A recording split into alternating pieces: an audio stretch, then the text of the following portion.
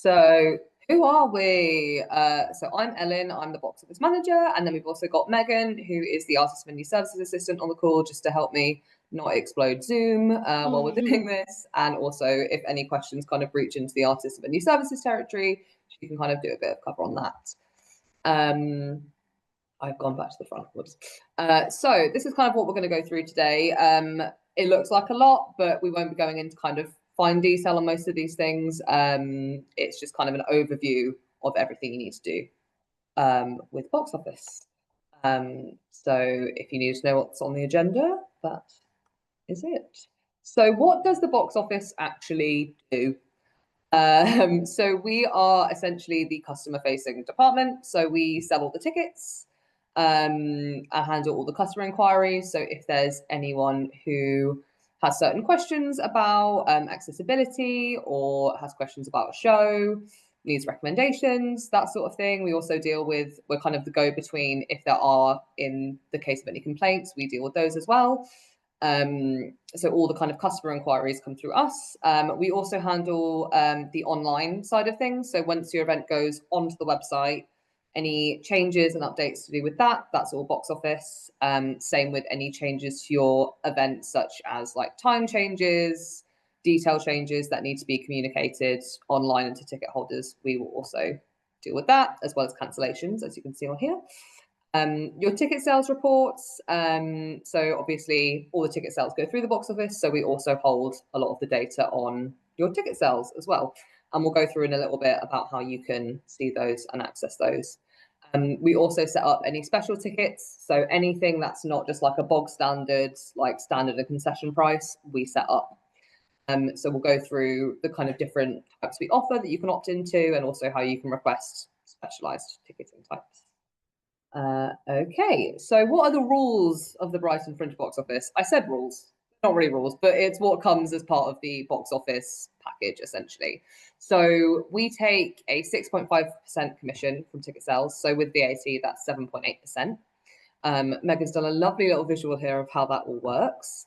So the booking fee, you don't need to worry about that. That's something that is charged to audiences to cover the transaction fees that we are charged. So per transaction, we get charged an amount from our card processor and our ticket providers. So the booking fee basically covers that. So audiences are charged, unless they have a Friends of Fringe Silver and Above membership, they're charged £1.50 per ticket, and it's capped at £6. So no matter how many tickets they buy, they'll never pay more than a £6 booking fee. And then down here, you've got your commission, which is that 7.8% that we just mentioned.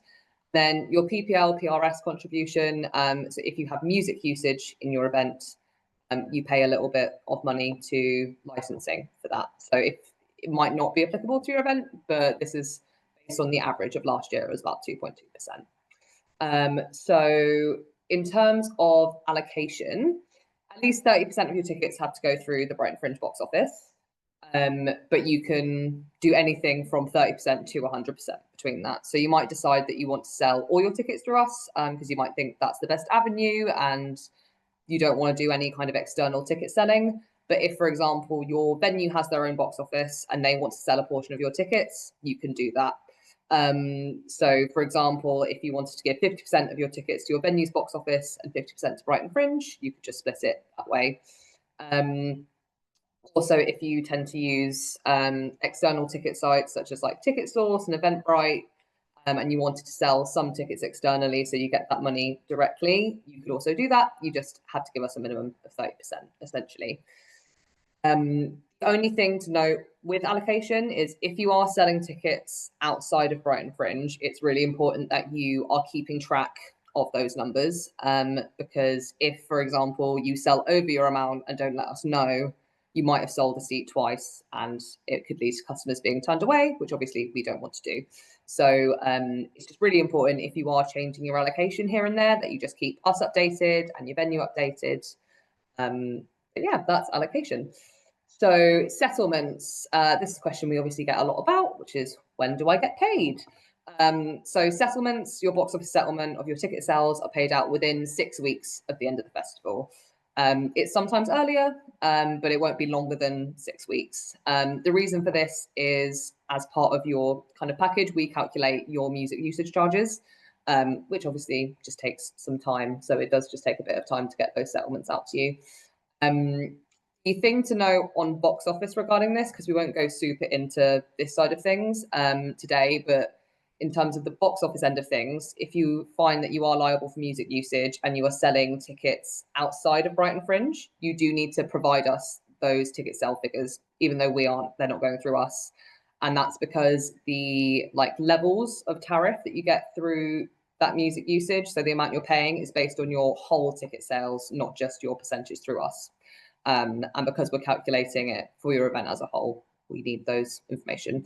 So it's not something you'll need to worry about just yet. Again, it's something that happens right at the end of the festival, which is ages away. But if you do have an external box office, it'd be great if you can let us know, and we'll probably send you an email around that time to ask for your figures and stuff. So on to ticketing types. So there are basically a range of ticketing types you can do to ticket your event, all the way from not having a ticketed event, so you can just have no tickets and people just turn up to your kind of paid standard ticket type. So we're just going to run through those all quickly and the kind of pros and cons for each. If I am talking too fast, by the way, do just tell me to slow down. Obviously, we'll go back for any questions at the end. So paid, it's probably a ticket type you already recognise. It's what most kind of shows use if they're in theatres. It's just a standard kind of way of ticketing stuff. So your standard concession, this is kind of what it would look like on the website up here. The pros to it is it's very recognisable. Most people will know what that means by, just having bought tickets for things before. Because it's a set price as well, it means you can project your income for budgeting quite accurately because you know exactly how much you're charging per ticket. It's straightforward to customers. They just add it to the basket and that's it. And also with those, you have, because they are set prices, you do have the option to add other set prices, which we can come to later, but stuff like family tickets, extra concessions if they're not covered by our kind of concession policy. The con really is that it is inflexible. So unless you wanted to add loads of different ticket types, it's, you have a very set price, which in some cases, if someone's looking for something that is more flexible, it might sway them in the direction. We'll come back to what our concessions cover a bit later, but if you just wanted to do one price and not offer a concession, you do also have that option as well.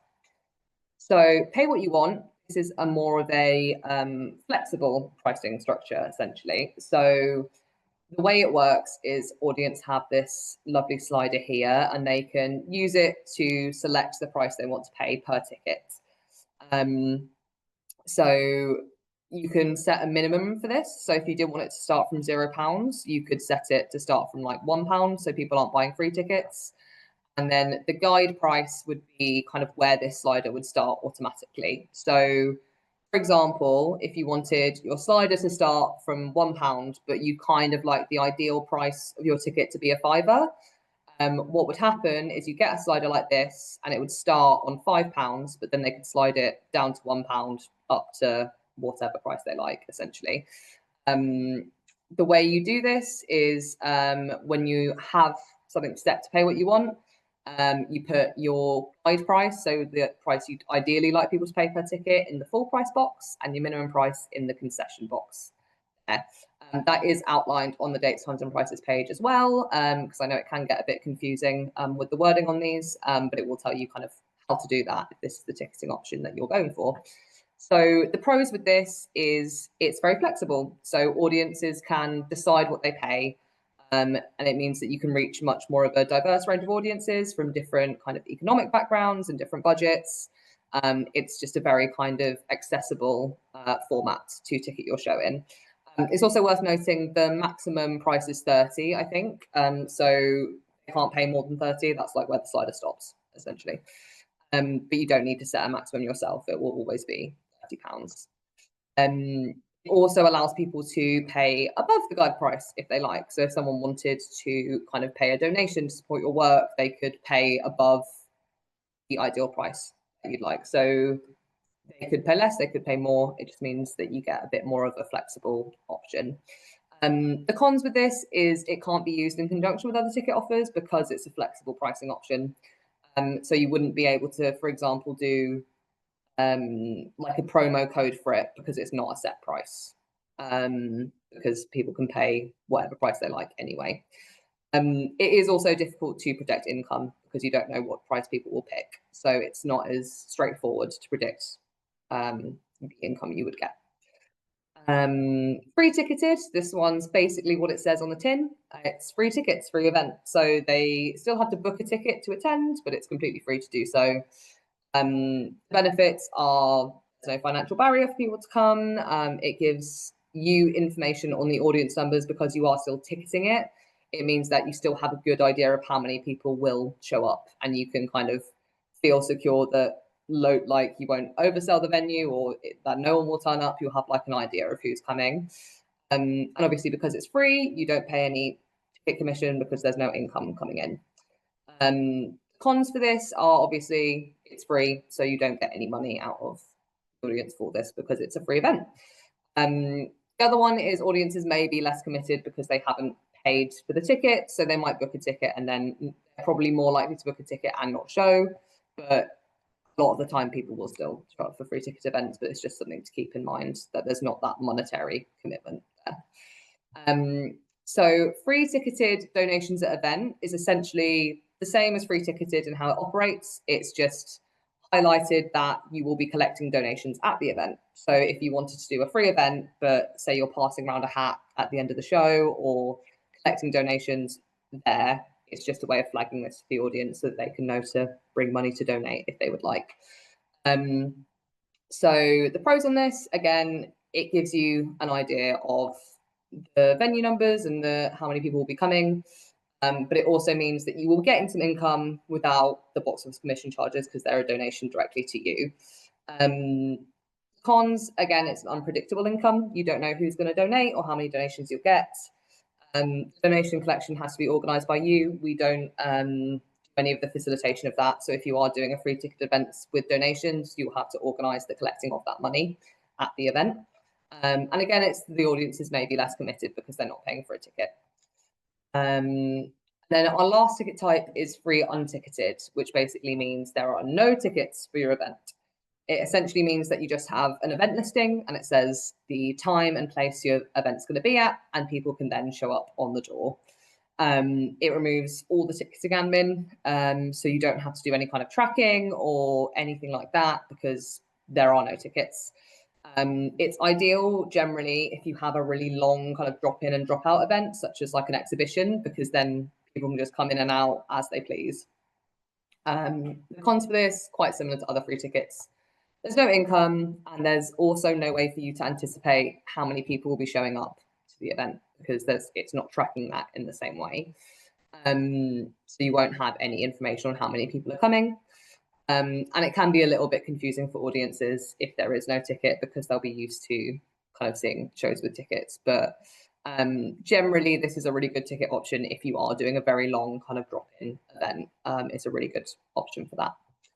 So yeah, that is all of our main ticketing types. And then ticket options are essentially the stuff you can add in additionally to that. This will generally only apply to if you're doing standard ticketing, because normally other ticket options are at other set prices. So with the rest of our options that are either free or flexible, it just won't work in the same way. So in terms of accessibility, we have personal assistant tickets. They are complimentary tickets that we offer to the assistants of disabled customers who would not be able to attend an event without them.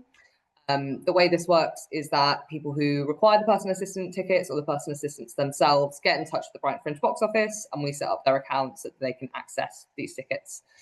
If you started your registration already, you'll be familiar with this. It's explained in the box office and ticketing section, but it's just good to know.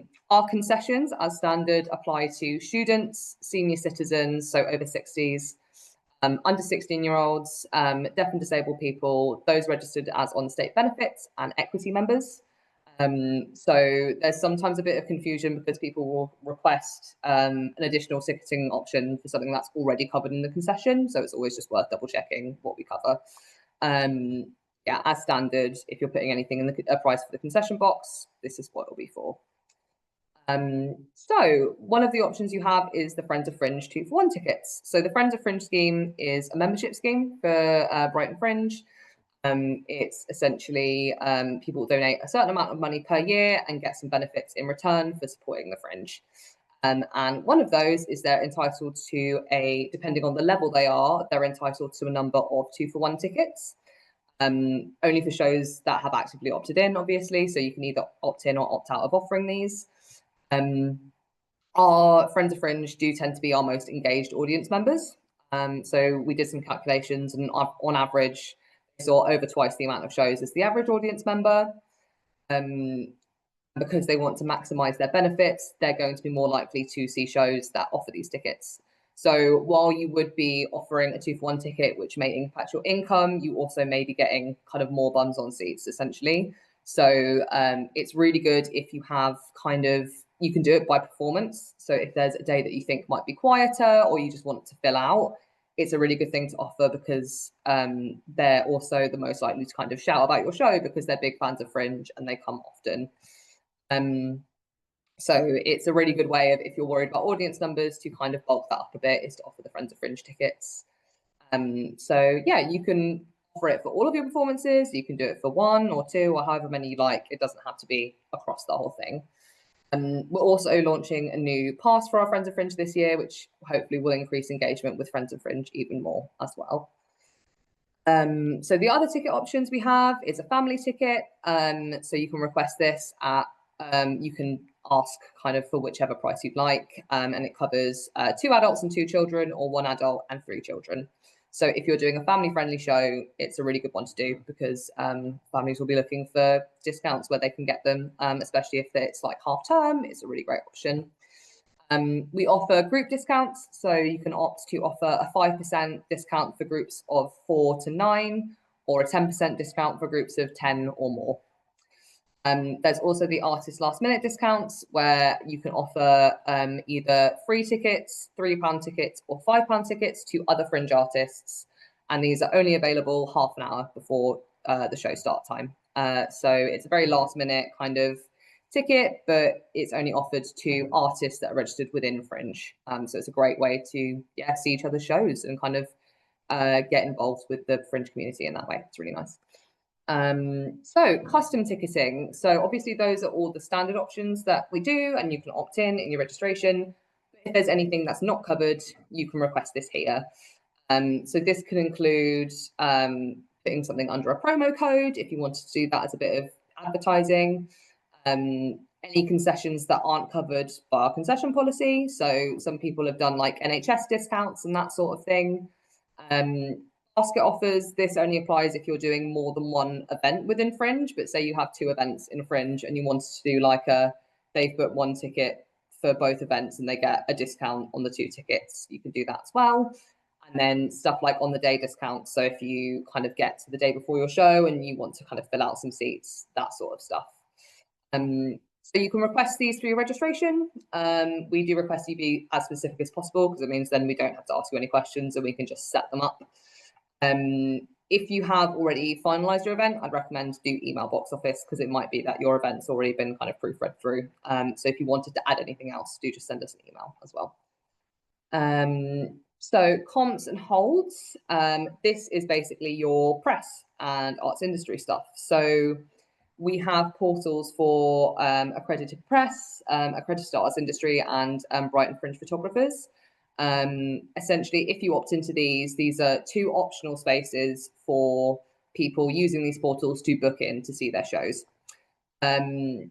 These tickets, if they aren't booked, will still sell, so you're not putting them aside. They're just kind of slots that can be booked on the portal if people booked them. But say if you didn't sell them to press, they would still sell as a normal ticket. You automatically also get the option of up to 5 complimentary tickets that you can issue out yourself through the dates, times and prices page. Again, if you decide not to use them, they'll still sell as normal spaces, so there's no risk there. But yeah, that's comps. And so the door tool and front of house tool, we're not going to go into this massively, but it's good to know that it's there. It's essentially how you check in tickets for your event and see your list of audience members to tick them off when they come in. The door tool is more aimed at kind of artists with singular events or venues with a very small amount of shows. So that's, unless you are a venue, that's mostly likely what you'll be using. The front of house tool is a very similar tool, but just more coordinated to venues that have lots of different places and shows. The only thing to note is all the information that you see in these tools can't be used for any reason other than scanning audiences into your event. That's because the purpose you're seeing the information is to scan them in. So it can't be used for marketing or solicitation or anything like that, because that breaks GDPR. So just important to know and keep in mind when you're accessing these. There is a door tool guide, which you can find on the website, which essentially just walks you through exactly how to use it and what tool might be best for you. Cancellations. So there might be times where you have to cancel a show. Unfortunately, it happens. It's a very busy month, and sometimes things can come up that means you can't go ahead with a performance or an event. We, as the box office, do everything we can to make sure that ticket holders are notified very quickly, that we make this kind of as seamless and easy for you as possible.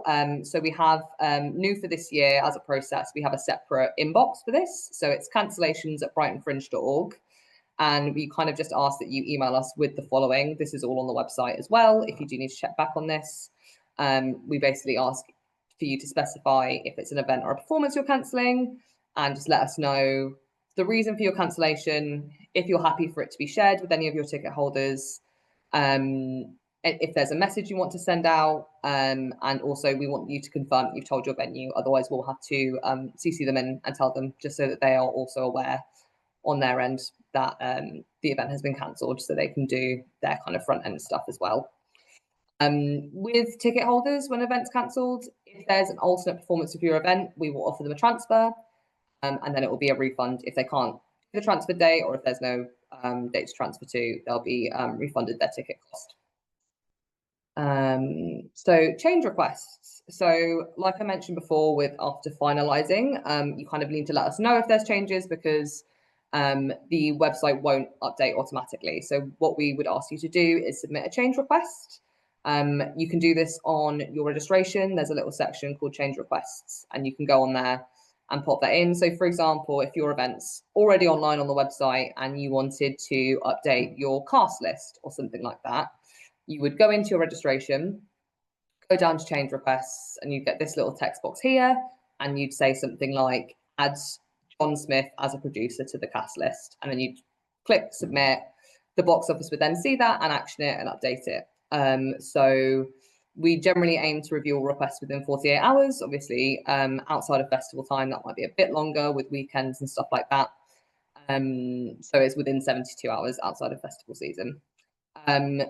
The main thing to note here, though, is any changes that affect what is in your brochure listing, so stuff like your display image and your brochure description, we can't change after the 11th of February. That's the print deadline. So any changes to do with the brochure absolutely has to be in before then.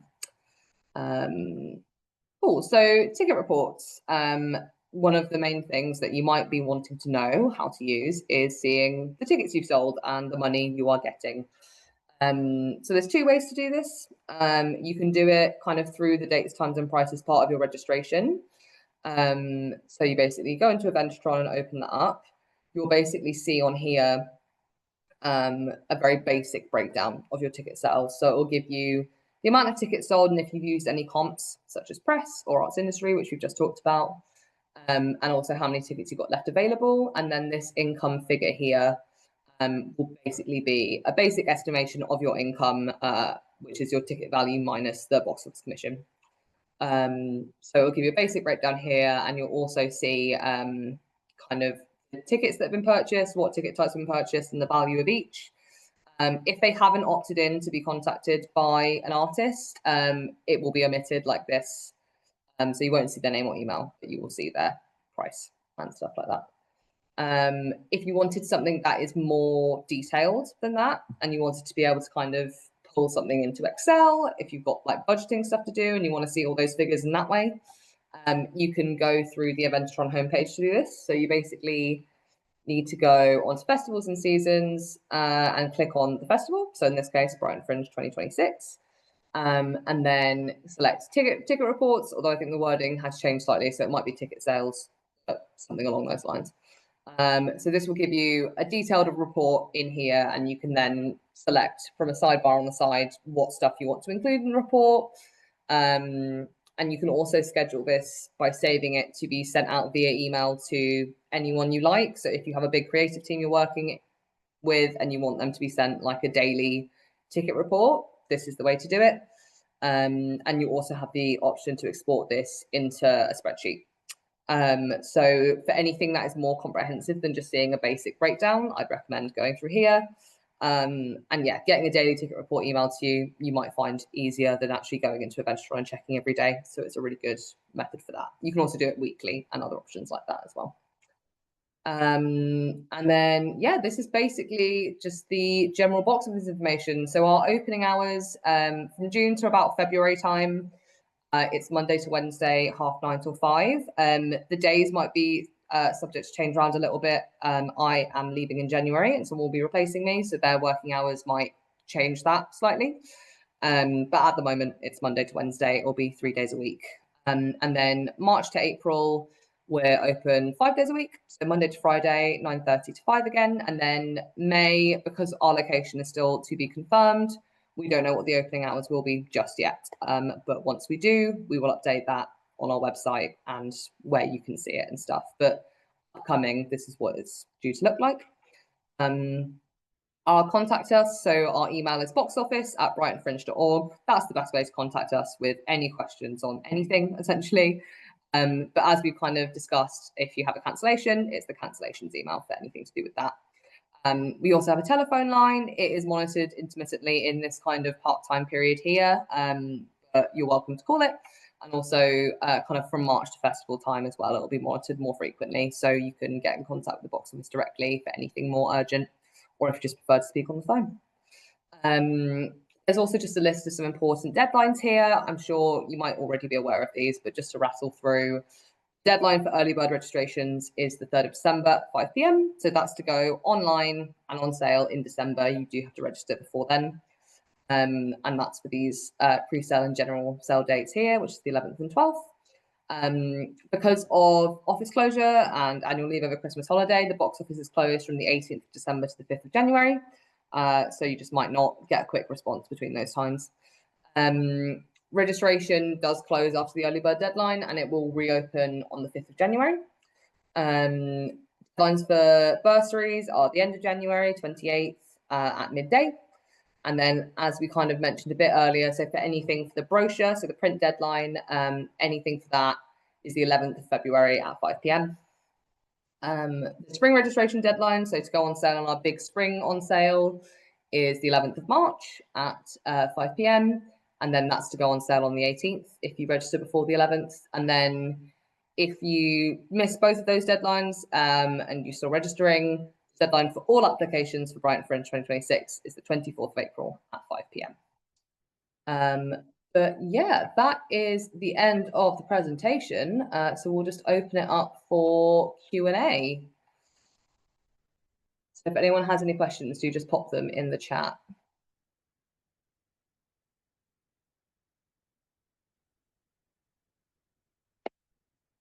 No worries, that's all good. Thanks, Azalea. All good, thank you. Oh, you're welcome, Bex. Perfect. No worries. Well, if no one has any questions, that's great. No worries. Oh, that was really nice and concise, Ellen. That was really good. You zipped through that. That was good. It was good. Perfect. But yeah, if you do have any questions that do come up, do pop us an email and we'll get back to you. So if you do go away and then have a burning question, yeah, just send us an email. Thank you very much. Cool. Well, I guess we will sign off and let you all get on with your evenings. Yes. Thank you so much, Ellen. No worries. Thank you, everyone. Bye, everyone. Thanks for coming.